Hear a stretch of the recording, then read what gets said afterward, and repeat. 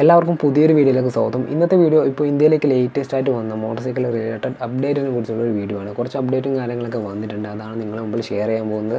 Video ഇഷ്ടപ്പെടുവാണെങ്കിൽ just ഒന്ന് like ചെയ്യുക, അതുപോലെ തന്നെ ചാനൽ ഒന്ന് സബ്സ്ക്രൈബ് ചെയ്ത് സപ്പോർട്ട് ചെയ്യുക. അപ്പോൾ നമുക്ക് നേരെ വീഡിയോയിലേക്ക് കിടക്കാം. ഫസ്റ്റത്തെ അപ്ഡേറ്റ് നമ്മുടെ BMW ഭാഗത്താണ്. അതായത് BMW ബൈക്കിനൊക്കെ ഇനി ഇരട്ടി മൈലേജ് കിട്ടാനുള്ള ടെക്നോളജിയാണ് എഞ്ചിൻ്റെ ഭാഗത്തുനിന്ന് മാറ്റങ്ങൾ വരുത്തിയിട്ട് BMW കൊണ്ടുവരാൻ പോകുന്നത്.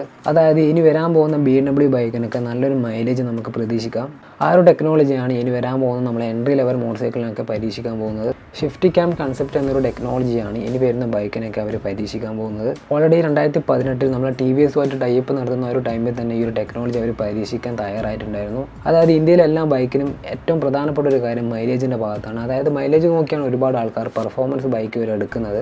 അതായത് BMW ഇപ്പോഴത്തെ ബൈക്കിൻ്റെ ഒരു അവസ്ഥ എന്ന് പറയുന്നത് മൈലേജ് വളരെ കുറവാണ്. പെർഫോമൻസ് ഉണ്ടെങ്കിലും മൈലേജ് കുറവാണ്. അതുകൊണ്ട് തന്നെ മൈലേജിൽ നല്ലൊരു മാറ്റം വരുത്താൻ വേണ്ടി തന്നെയാണ് പുതിയ ടെക്നോളജിയൊക്കെ അവർ കൊണ്ടുവരാൻ പോകുന്നത്.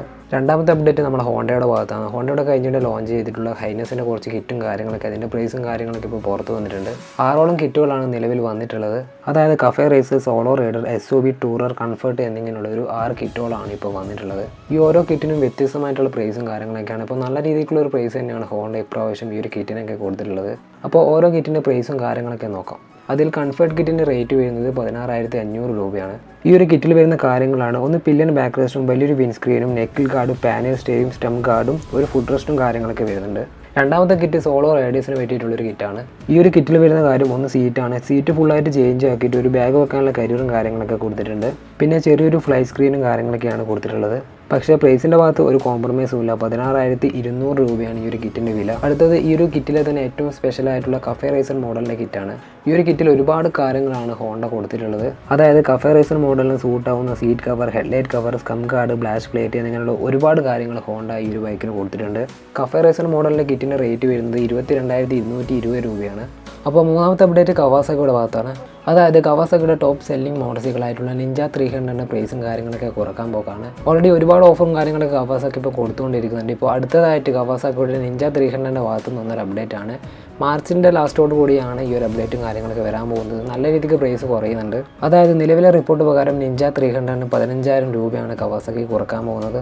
അതുകൊണ്ട് തന്നെ പ്രൈസിൻ്റെ ഭാഗത്തേക്ക് നോക്കുകയാണെങ്കിൽ ഇപ്പോഴത്തെ പ്രൈസ് വരുന്നത് 3.4 ലക്ഷം രൂപയാണ് എക്സ്ഷോറൂം പ്രൈസ്. അപ്പോൾ നാലാമത്തെ അപ്ഡേറ്റ് ഹാർലി ഡേവിഡ്സൻ്റെ ഭാഗത്താണ്. ഹാർലിയുടെ ഒരു പുതിയൊരു കുഞ്ഞൻ മോഡൽ അടുത്ത് തന്നെ ലോഞ്ച് ചെയ്യുന്നുണ്ട്.